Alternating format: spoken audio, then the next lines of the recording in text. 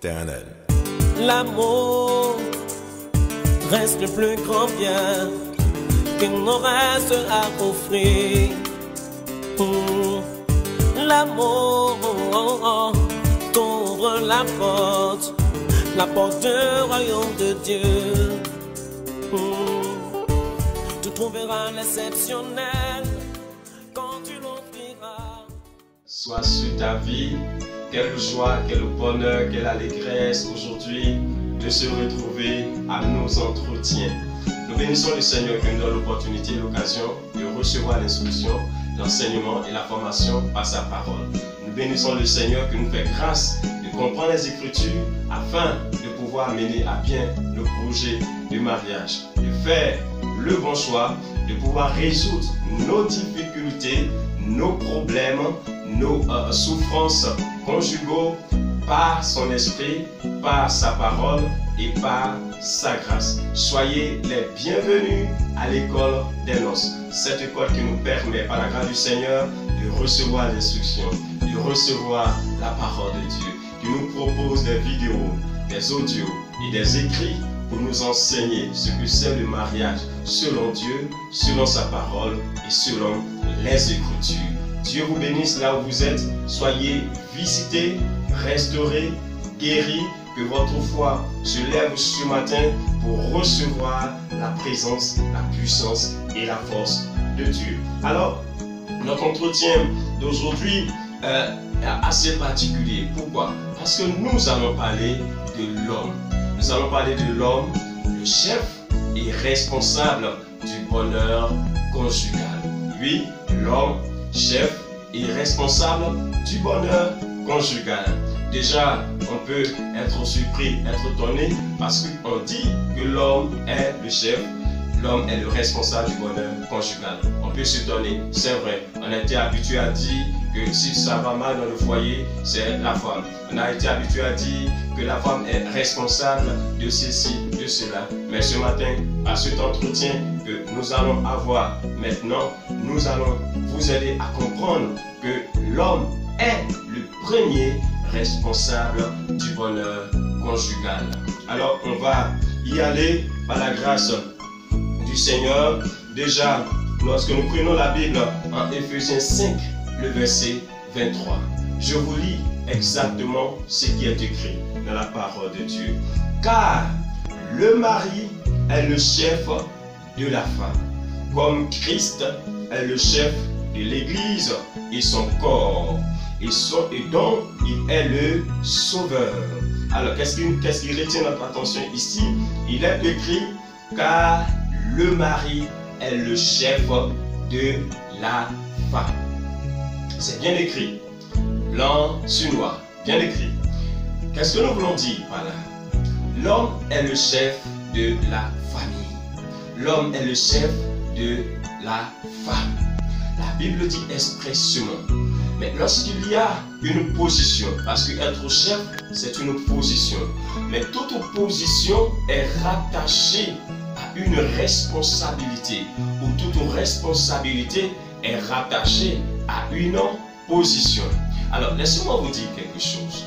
Pourquoi voudriez-vous qu'on aille demander aux paysans, aux cultivateurs qui est quelque part au village, la raison pour laquelle, ou les raisons pour lesquelles le pays va mal, ou la nation va mal? Non, on ne va pas aller lui demander, parce qu'il n'a pas en charge la direction, l'orientation ou la gouvernance du pays. Il y a une personne qui a été choisie, votée, qui est le responsable de la bonne gestion ou de la mauvaise gestion du pays. Et s'il y a un problème dans le pays, dans la nation, c'est à cette personne qu'on ira demander. Pourquoi voudrions-nous qu'on aille demander à la secrétaire la raison pour laquelle l'entreprise va mal? On ne peut pas demander à la secrétaire pourquoi l'entreprise va mal, parce qu'il y a une personne, un directeur qui a été choisi, nommé, qui est le responsable de tout ce qui arrive dans la société ou dans l'entreprise. C'est à lui qu'on ira demander compte. Alors, voici un peu ce que la nature nous enseigne. Voici un peu ce que l'intelligence de l'homme nous enseigne. La parole de Dieu nous enseigne également la même chose. Pourquoi voudrions-nous que si ça va mal dans le foyer, on aille demander à la femme? Non, on va d'abord demander à l'homme, parce qu'il est le premier responsable. Il est le chef de la famille. Que s'est-il passé en Éden, frères et sœurs? Qu'est-ce qui s'est passé en Éden? Entre Adam et Ève, qui a donné le nom à l'autre? Nous avons vu très clairement que Ève n'a pas donné un nom à Adam. C'est Adam qui a donné un nom à une femme appelée Ève. Il a dit, cette fois-ci, voici la chair de ma chair, l'os de mes os, je l'appellerai, on l'appellera.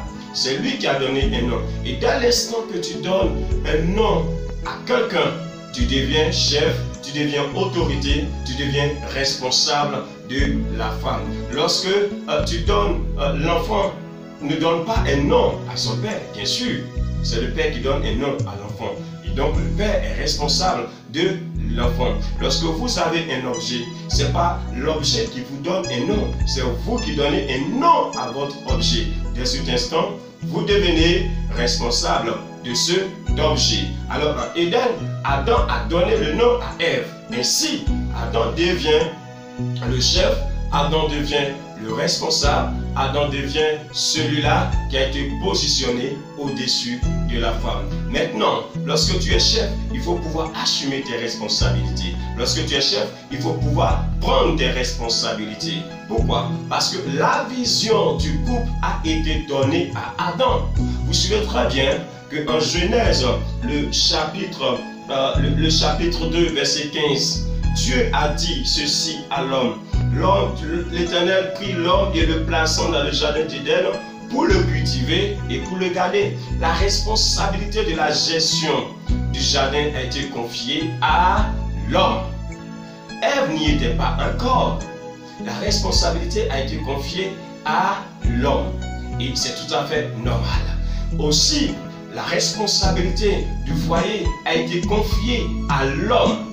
Car l'Éternel Dieu a attendu de voir comment est-ce que Dieu allait appeler, Adam allait appeler sa femme. Et donc l'homme est responsable de toutes ces choses. L'homme détient la vision et c'est l'homme qui doit mener à bien le projet du mariage. C'est l'homme qui doit tout mettre en œuvre pour qu'il y ait le succès dans son mariage, le bonheur dans son mariage. Alors comme je l'ai dit au début, la plupart des hommes croient que le bonheur, le succès du mariage dépend de la femme. Mais hélas, c'est faux. C'est pas juste. C'est une erreur. Ce qu'il faut dire, c'est que le bonheur conjugal dépend premièrement de l'homme que Dieu a établi, que Dieu a positionné, que Dieu a mis au-dessus. C'est l'homme. Et encore, on va aller plus loin. Dans un couple, dans un foyer, dans une maison, l'homme a trois positions spirituelles. Il est le roi, il est le prophète, il est le sacrificateur de sa femme. Un homme qui n'occupe pas ces trois positions, que nous allons voir et découvrir dans une autre vidéo, un homme qui n'occupe pas ces trois positions ne peut pas être un bon mari. Pour être un bon mari, il faut être non seulement le roi, le prophète, mais aussi le sacrificateur de sa maison, de sa femme et de son épouse. C'est important de le dire et de le préciser. Si ton foyer va mal, frère, n'accuse pas ta femme. En premier, il faut t'accuser toi en premier. Si ton foyer va mal, sœur, il faut comprendre que le mari a manqué de responsabilité. Par conséquent, il faut prier aussi pour lui afin qu'il soit à mesure de prendre ses responsabilités. Car la charge du foyer lui a été confiée. Aujourd'hui, nous parlons de divorce. Mais qui est le premier responsable du divorce dans un couple? Qui est le premier responsable du divorce dans une famille, dans une maison? C'est l'homme en premier. Parce que c'est l'homme qui est le chef. C'est l'homme qui a la grande responsabilité quant à la bonne gestion de la maison, de la famille. Alors on retrouve ces frères et ces hommes qui jettent la pierre aux femmes, les traitant de ceci ou de cela. vous avez certainement raison. Mais la vérité, c'est que vous êtes d'abord les premiers responsables de la bonne gestion, de la bonne marche de votre vie de couple. Alors, je voudrais encore vous dire une chose, frères et sœurs. Je voudrais vous dire une chose. Qui a été le responsable lorsque Ève a mangé le fruit en Genèse? Qui en est le responsable? On dira oui, que Ève est responsable de son choix. Je suis d'accord avec vous. Elle est responsable de son choix et de sa décision. Mais, il faut comprendre que c'est l'homme, pas sa vision, pas son éducation, pas sa formation, qui aurait dû aider Ève à ne pas manger le fruit. Par conséquent, en général, le comportement, le caractère, la façon d'être de la femme dépend en grande partie de l'homme. Et tout homme, comme je l'ai dit, doit être roi, doit être prophète, doit être sacrificateur pour aider sa femme et son épouse à devenir une bonne épouse, une bonne femme. Je ne dis pas que la femme n'a pas de responsabilité, non. Je ne dis pas que la femme n'a pas son rôle, non. Je ne dis pas que la femme n'a pas son devoir, non. La femme a son rôle, elle a ses responsabilités. Mais ici et là, nous soulignons que l'homme est le chef et le responsable du bonheur et de la réussite conjugale.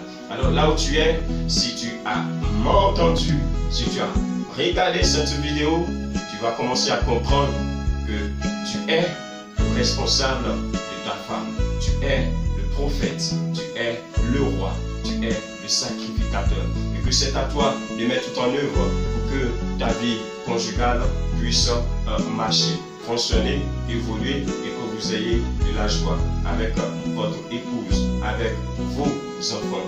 L'homme doit tout mettre en œuvre et nous allons voir tout cela tout à l'heure dans l'application directe. Quant à la notion du prophète, du sacrificateur et la notion du roi dans le couple. Que Dieu vous bénisse. Et là où vous êtes, recevez cela avec joie, recevez cela avec amour, recevez cela avec paix. Comprenez une seule chose, l'homme est le responsable du bonheur conjugal. Que Dieu vous bénisse, Dieu visite vos foyers, Dieu visite vos maisons, Dieu visite vos couples. Nous restons à votre écoute pour toute question, suggestion, aide et conseil conjugal. Nous sommes ouverts et nous pouvons vous aider. Soyez bénis et sachez que c'est l'homme qui a donné un nom à la femme et non le contraire. Alors si vous avez donné un nom à votre femme, si vous l'avez appelée, si vous êtes allé vers elle, vous êtes responsable de sa vie, de ce qu'elle est, vous êtes responsable de votre vie de couple, vous êtes responsable de ce qui arrive aujourd'hui dans votre couple. Soyez bénis, prenez bien soin de vous et à la prochaine. Shalom, shalom. Pasteur Alain Claude, Dieu vous bénisse. Amen.